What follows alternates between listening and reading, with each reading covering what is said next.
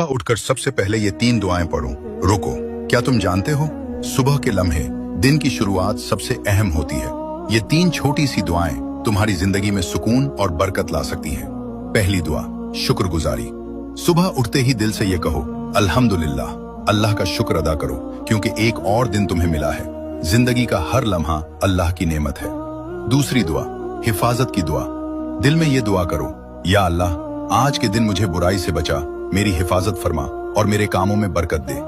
ये दुआ तुम्हें दिन भर के खतरात और परेशानियों से बचाएगी। तीसरी दुआ, खैर तलबी की दुआ। अपने वालिदैन, दोस्तों और सब लोगों के लिए ये दुआ करो, या अल्लाह, सबको खुशी, सुकून और सेहत अता फरमा।